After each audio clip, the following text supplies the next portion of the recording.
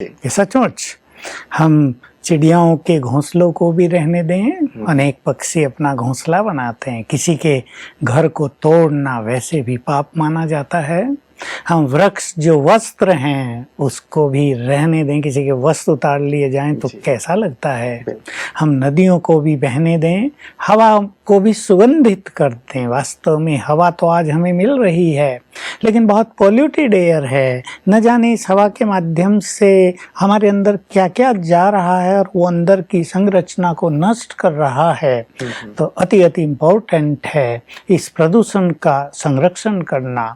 हाँ, बहुत अच्छा एनवायरनमेंट चारों ओर फैला देना, और ये बुद्धिमान मनुष्य का ही परम कर्तव्य है कि वो इस पे ध्यान दे, क्योंकि उसने अपनी लोभ वृत्ति के कारण, कुछ गलत व्यसनों के कारण प्रदूषण को बिगाड़ा है, पॉल्यूटेड कर दिया है। और अब उसी का ये कर्तव्य है, क्योंकि उसने विनाश किया है, उसी को क्रिएट करना है। मनुष्य क्रिएटर भी है तो डिस्ट्रॉयर भी है। अगर उसने डिस्ट्रॉय कर दिया है तो उसे क्रिएट करने का भी सोचना चाहिए। और जैसा कि यूएन की तरफ से ये दिवस मनाया जाता है आज का, और लोग इस पे जरूर बहुत अच्छा सोचते हैं। हर एक को ये अवश्य सोचना चाहिए कि मैं इस फील्ड में अपना क्या योगदान दूं। दे सकता हूं नहीं, देना है मुझे ये अच्छे से अच्छा करना है। तो सचमुच इस बढ़ते हुए तापमान को, या कटते हुए वृक्षों को, या जो प्रदूषित हो रही है हमारी हवा, प्रदूषित हो रहा है हमारा जल,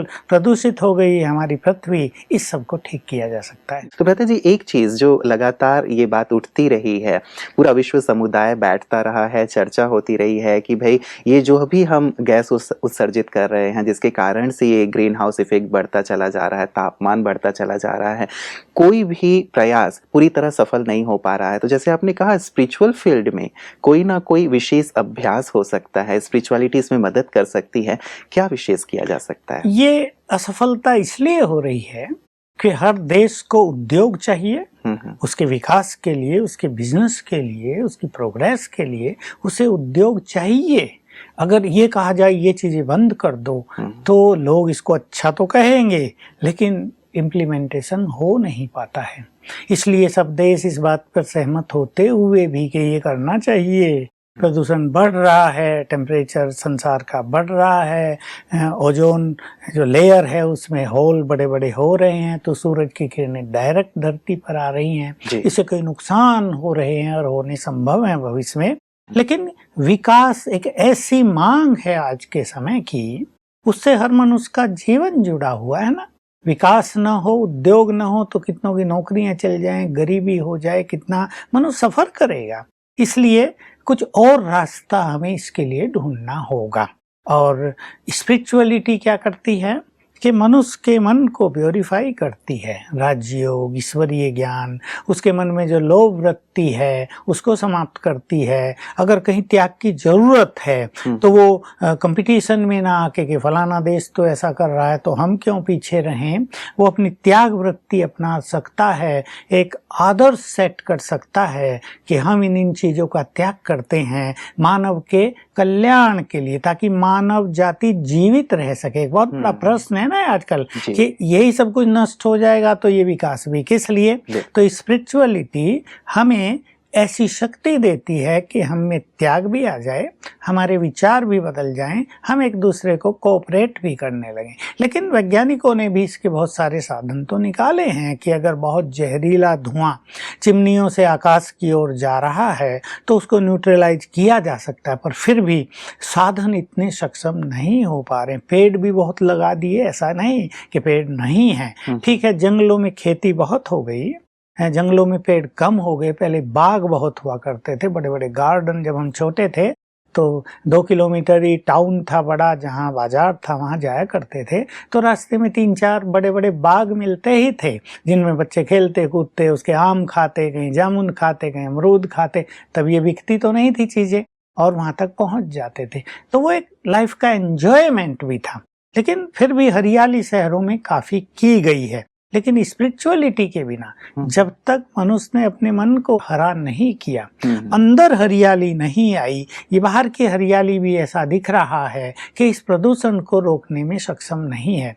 न केवल धुएं की बात है, लेकिन धरती के अंदर जो पानी है वो प्रदूषित होता जा रहा है, जी, दूषित एक हो रहा भूमि है। प्रदूषण की बात भी हाँ। आजकल कही जाती है भ्राता जी कि इतना ज्यादा हम रसायन यूज कर रहे हैं खेती के लिए, तो ये रसायन हमारी भूमि को भी प्रदूषित कर रहे हैं, उसकी उर्वरा बिल्कुल, शक्ति को ये जो नष्ट कर रहे जो हैं। भूमि में एक सिंपल सी बात है, जो अन्न देने की शक्ति थी, जी। फल देने की शक्ति थी, वो नष्ट होती जा रही है और उसका इफेक्ट पानी पर आ रहा है नीचे, क्योंकि पानी तो नीचे से ही आ रहा है। और मान लो बरसात होती है तो वो केमिकल से कहीं ना कहीं जुड़कर पानी आ जाता है हमारे घरों में, उससे अनेक बीमारियां बढ़ती जा रही। मैं एक छोटा सा उदाहरण दूं, अभी हम कहीं गए बनारस में तो तरबूज दिया गया, तरबूज बड़ा मीठा था।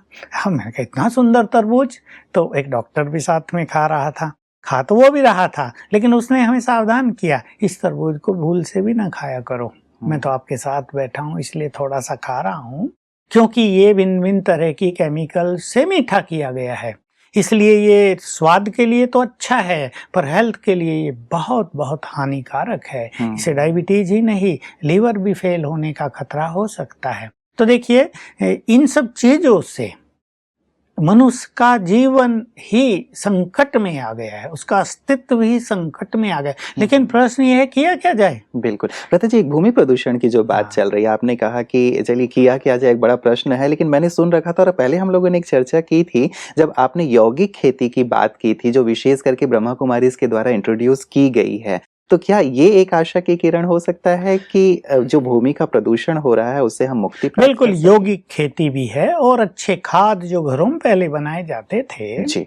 उनका निर्माण भी पुनः प्रारंभ किया जाए। लेकिन क्या हो गया, किसान भी अब एक चीज बाजार में मिल रही है, वो क्यों वो गंदगी का कूड़ा करकट और गोबर इकट्ठा करके खाद बनाएंगे, उसमें मेहनत हो रही है, फट से लाया छिड़क दिया, खर्च तो उनका बहुत हो रहा है, लेकिन इससे हेल्थ पर बुरा असर अवश्य आ रहा है। तो यौगिक खेती सचमुच इन सब का बहुत सुंदर निदान है। मैंने जैसे पहले भी एक बहुत सुंदर एग्जाम्पल दिया था, किसी के घर में नींबू का एक वृक्ष जिस पे 5 साल से नींबू नहीं आए थे, वो माता मुझे खुद सुना रही कि मैंने पानी को चार्ज करके रोज नींबू की जड़ों में डाला और हैरानी यह है कि इतने नींबू हैं कि लद गया है सारा पेड़। मैंने कहा हमारे लिए क्यों नहीं लाई, शिकंजी तो पीते कम से कम, हमारे यज्ञ में तो भेजती। हंसने लगी, कहा नहीं बहुत नींबू आ गए। तो हमारी क्लासेज में कई किसान उस दिन भी बैठे थे। मैंने उन सबको कहा कि बोरवेल से जब पानी निकलता है तो बड़ा पाइप होता है 4-6 इंच का, उससे पानी हौज में आता है, तो मैंने कहा यहीं पर तुम उसे दृष्टि देकर चार्ज किया करो 15 मिनट, तो तुम्हारे फसल में कीड़े लगेंगे ही नहीं। मैंने कईयों से ये एक्सपेरिमेंट प्रारंभ कराया, क्योंकि क्या हो रहा है, ये जो पोल्यूशन है ना एयर में, चारों ओर जो वातावरण में पोल्यूशन है, इससे कीड़े जन्म ले रहे हैं, कीट। ये कीट कोई इसमें आत्मा नहीं होती, ये इस गंदगी की पैदाइश है, और वो फिर सब्जियों पर, फलों पर, गन्ने पर, गेहूं चावल पर, दालों पर अपना पूरा असर रखते हैं, कीड़े लग जाते हैं। उसको मारने के लिए जो ये चीजें डाली जाती हैं कीटनाशक, उससे फिर ये पोल्यूशन धरती में भी और इन सब के द्वारा हमारे शरीर में भी जा रहा है। तो हमारा जो ये स्पिरिचुअलिज्म है, ये ऐसी चीजें सिखा रहा है, लेकिन इसके लिए सभी किसानों को योगी बनना पड़ेगा। ये सुंदर प्रैक्टिसेस आप करा रहे हैं, इतने अच्छे रिजल्ट देखने को मिल रहे हैं, तो क्या ब्रह्मा कुमारी इस गवर्नमेंट लेवल पे कुछ ऐसा कार्य कर रही है? क्योंकि यदि गवर्नमेंट को ये चीजें दिखाई जाए कि भाई स्पिरिचुअलिटी के थ्रू हम इतने अच्छे रिजल्ट ला रहे हैं, और यदि पूरे देश में इसे लागू कर दिया जाए तो कितना अच्छा होगा, हमारा देश फिर से धन धान्य से भरपूर हो जाएगा। बिल्कुल, मैं ये सच्ची बातें सुना देना चाहता हूँ जो हमारा इंस्टीट्यूशन कर रहा है।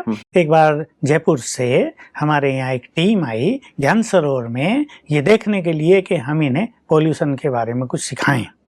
तो हमारे कैंपस में आई तो हैरान हो गए कि हम तो आए थे सिखाने, हमें तो यहाँ सब कुछ सीखने को मिल रहा है। तो सचमुच उसको इतना सुंदर डिजाइन किया गया है कि वहाँ पोल्यूशन होने का प्रश्न ही नहीं उठता है। ऐसे ही हमारा इंजीनियरिंग एंड साइंटिस्ट विंग है, उसकी ओर से हर साल कैंपेन निकाले जाते हैं, clean the mind green the अर्थ, ये उसको एक टॉपिक दिया गया। माइंड को क्लीन करो यानी प्योरीफाई करो, विचारों को शुद्ध करो और धरती को ग्रीन कर दो, हरियाली लाओ। हमारे यहाँ पेड़ बहुत लगाए जाते हैं, भिन्न भिन्न त्योहारों पर हमारे यहाँ पौधारोपण के कार्यक्रम चलाए जाते हैं।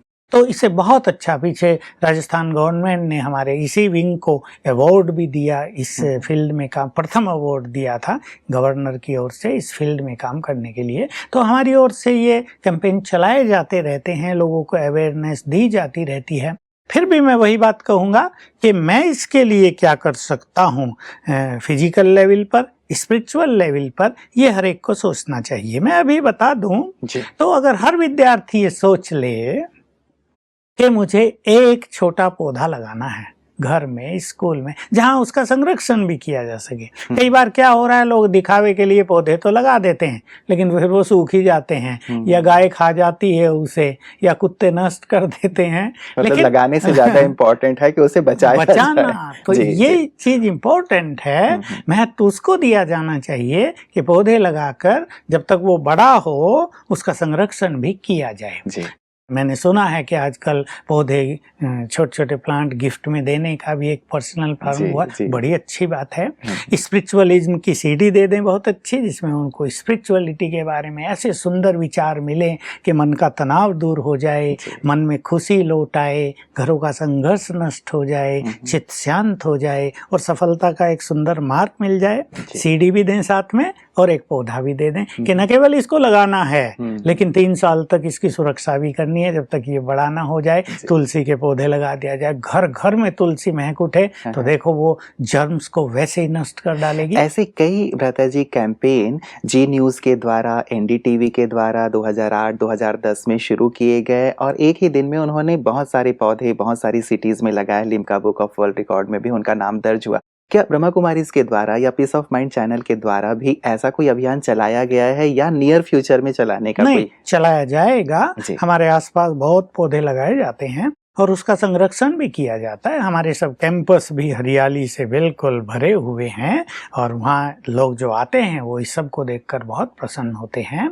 और हमारी ये डिपार्टमेंट, इंजीनियरिंग एंड साइंटिस्ट और एजुकेशन वाले भी इसको बहुत प्रोत्साहन देते ही रहते हैं कि हमें माइंड को भी क्लीन करना है और अर्थ को ग्रीन करना है। मुझे याद आ गया 1972 में हमारी तत्कालीन प्रधानमंत्री श्रीमती इंदिरा गांधी ने भी यूएन में भाषण देते हुए सभी का आह्वान किया था कि इसको बचाओ, नहीं तो ये सर्वनाश कर देगी।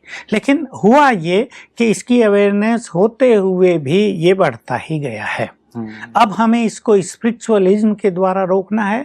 मैं ऐसा समझता हूँ कि वैज्ञानिक भी कहीं ना कहीं अपने को विवश पा रहे हैं, क्योंकि सब कुछ तो उनके हाथ में होता नहीं, पॉलिटिशियंस के हाथ में होता है, वो भी जो देश के बड़े नेता हैं उनके हाथ में होता है। उन्हें उद्योग भी देखना, अपना विकास भी देखना, तो ये प्रदूषण भी देखना है। सब पर हर व्यक्ति काम कर रहा है, ऐसा कुछ नहीं है। लेकिन गाड़ियां चल रही हैं, अब बढ़ती जा रही हैं, पेट्रोल डीजल का धुआं भी, जनसंख्या बढ़ रही है, श्वास से भी ऑक्सीजन बाहर आ रही है। इवन लोग बीड़ी सिगरेट बहुत फूंक रहे हैं, उसका धुआं भी तो पोल्यूशन, कम से कम इसमें तो कंट्रोल किया जाना चाहिए। तो कंट्रोल किया जाए, बीड़ी और सिगरेट पे बैन लगाया जाए और गाड़ियों पे तो किया जा रहा है, उनको पोल्यूशन फ्री सर्टिफिकेट लेना ही पड़ता है। वो भी अच्छे प्रयास बहुत अच्छे हो रहे हैं, लेकिन विशेष रूप से अब ध्यान देने की जरूरत है धरती का टेम्परेचर न बढ़े, क्योंकि ये बहुत खतरनाक होगा, ये विनाशकारी होगा और ये बढ़ता जा रहा है। और जीव जंतुओं की भी कई प्रजातियां भ्राता जी वैज्ञानिक ये कहते हैं कि नष्ट हो रहे हैं। असली बात तो ये हो गई है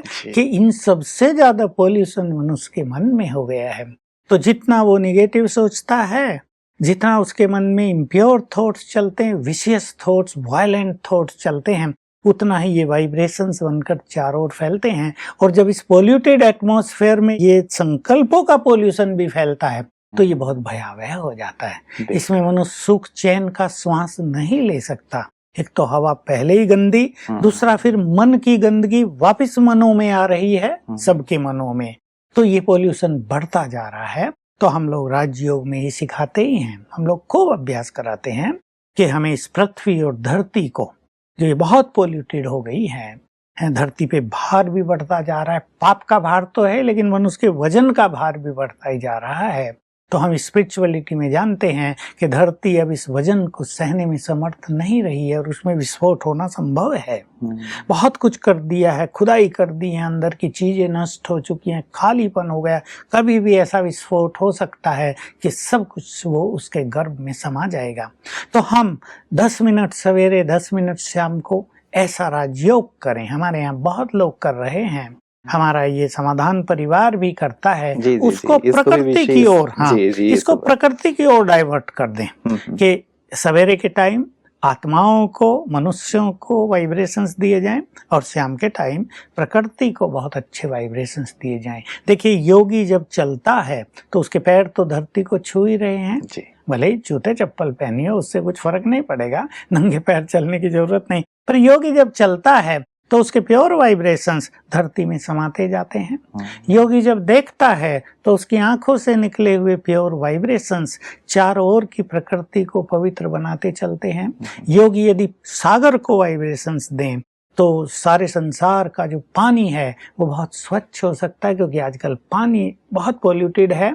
देखो, वो मिनरल्स की बोतलें मिलने लगी हैं और फिर भी बीमारियां। मैं एक सर्वे पढ़ रहा था भ्राता जी कि भले ही हमारी पूरी पृथ्वी का जो 3/4 भाग है जलमग्न है, पानी है उसमें, लेकिन उसमें से केवल 0.03% जो पानी है वो पीने योग्य है। अब उसमें भी इतना पॉल्यूशन हो गया है कि केवल 30% पानी ही शेष रहा है जिसको पिया जा सकता है। तो वही पहले बहुत कम है, इसलिए बीमारियां बहुत बढ़ रही। लीवर खराब, किडनी खराब, हार्ट के पेशेंट, किसी के लंग्स खराब हो रहे हैं, किसी की आंखों पे इफेक्ट आ रहा है, ब्रेन पर आ रहा है, ज्वाइंट्स पर आ रहा है। ये सब बीमारियां इस पोल्यूशन के कारण ही बढ़ रही हैं। तो जैसे हम चर्चा कर रहे थे, प्रयास बहुत हुए हैं, नो डाउट, सभी ने बहुत प्रयास किए। हमारे वैज्ञानिक भी धन्यवाद के पात्र हैं जिन्होंने बहुत कुछ दिया है। हमारे चैनल्स और बहुत सारे मीडिया के साधन जिन्होंने इस कैंपेन को जरा ऊपर उठाया है, आवाज पहुंचाई है, वो भी धन्यवाद के पात्र हैं। लेकिन अब इसमें स्पिरिचुअलिटी को और जोड़ दिया जाए, ज्ञान और योग,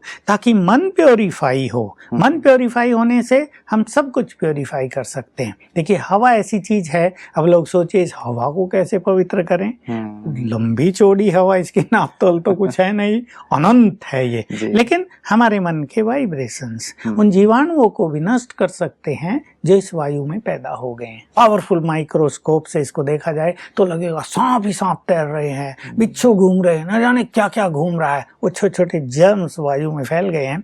इनको नष्ट किया जा सकता है, राजयोग के अभ्यास के द्वारा प्योरीफाई किया जा सकता है। तो हम ये कहेंगे कि मन को ग्रीन बनाएं, इसमें जोड़ दें clean your intellect and green your mind first and then green the अर्थ।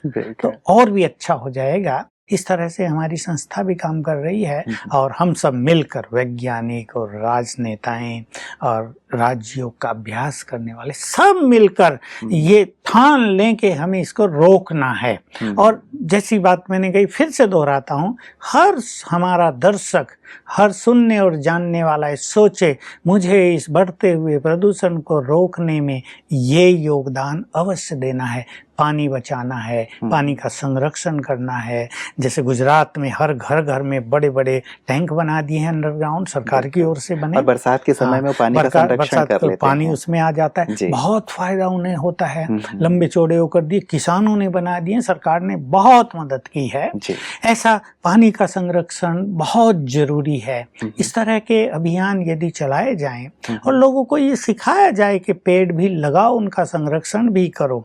और ये बीड़ी, सिगरेट और जो कार आदि और बसों का जो धुआं, जैसे दिल्ली में किया था, सीएनजी लगा दी तो बहुत फायदा हो गया। अब हम भी दिल्ली जाते हैं, उस तरह का पॉल्यूशन दिखाई नहीं देता। ऐसा सभी स्टेट्स में अगर लागू कर दिया जाए तो सचमुच इस बढ़ते हुए चीज को, जो ये बुराई बढ़ रही है, इसको रोका जा सकता है। बिल्कुल, एक बहुत गहरी बात आपने कही है भ्राता जी, इस पे मैं थोड़ा सा प्रकाश जरूर चाहूंगा। लेकिन उससे पहले भारत सरकार ने भी 1986 में पर्यावरण संरक्षण अधिनियम बनाया था, लेकिन उतना ज्यादा कारगर मुझे नहीं लगता कि साबित हुआ, जिसके कारण वृक्षों की कटाई तो देखने में आ ही रही है। क्या विशेष एडिशन और सरकार अपनी तरफ से कर सकती है जिसके माध्यम से हम पर्यावरण को संतुलित और संरक्षित कर देखिए, सरकार के उसकी भी अपनी सीमाएं हैं, वो कानून बना सकती है, लेकिन कानून तोड़ने वाले उनके अंदर ही बहुत होते हैं। क्योंकि जो बड़े बड़े उद्योगपति हैं वो कहीं ना कहीं क्लोजली उनसे जुड़े रहते हैं, उनको उनका भी ध्यान रखना पड़ता है, उनको उनका भी रखना पड़ता है। सब लोग अपनी ओर से प्रयास कर रहे हैं। नियमों को तो अच्छा बनाना ही चाहिए, स्ट्रिक्ट करना ही चाहिए, लेकिन कुछ चीजों को बैन कर ही देना चाहिए। जैसे जहरीली जो गैसेज फैलती हैं उसको बैन कर देना चाहिए। मैं तो कहूँगा बीड़ी सिगरेट को बैन कर देना चाहिए, शराब को बैन कर देना चाहिए, क्योंकि उससे मन पोल्यूटेड होता है और उससे बाकी पोल्यूशन मनुष्य पैदा करता रहता है। और जो कटाई चल रही है ना, अभी दोनों बातें होती हैं, मनुष्य को लकड़ी भी चाहिए और वृक्ष भी चाहिए। तो सूख गया पेड़, उसको काटना भी जरूरी है, लेकिन उतने ही पेड़ अच्छे लगाए गए। सरकार एक कुछ ऐसा नियम बना सकती है कि हर व्यक्ति को 1 साल में 1 वृक्ष लगाकर उसका संरक्षण अवश्य करना है। तो इससे बहुत फायदा होगा। मान लो पेशेंट्स बहुत सारे हॉस्पिटल में गए, अब प्राय हॉस्पिटल्स में पेड़ कम दिखाई देते हैं जहाँ तहाँ, तो कुछ निश्चित कर ले भाई इस तरह के पेशेंट आएंगे तो उनको एक पौधा जरूर लगाना, उनके लोगों को लगाना, वो भले ना लगा पाए जो उनके साथी हैं। सारा देश इसमें लग जाए, जैसे इलेक्शन में हुआ ना, एक अभियान था, वो सब में छा गया था, ये करना ये करना। ऐसे इसको भी एक सुंदर अभियान का रूप दे दिया जाए तो ये कोई असंभव कार्य नहीं। चलिए, हमारी कामना रहेगी भ्राता जी, क्योंकि पर्यावरण है तो हम हैं, इसीलिए पर्यावरण का संरक्षण करना हम सबका दायित्व बन जाता है। तो हम कामना करेंगे कि सभी लोग अपनी नैतिक जिम्मेवारी समझते हुए इस कार्य को उठाएं, बीड़ा उठाएं और निश्चित रूप से इसे हरा भरा रखें। और जैसे आपने कहा है कि मन को हरा भरा रखना पहले जरूरी है, तो वहां से अपनी शुरुआत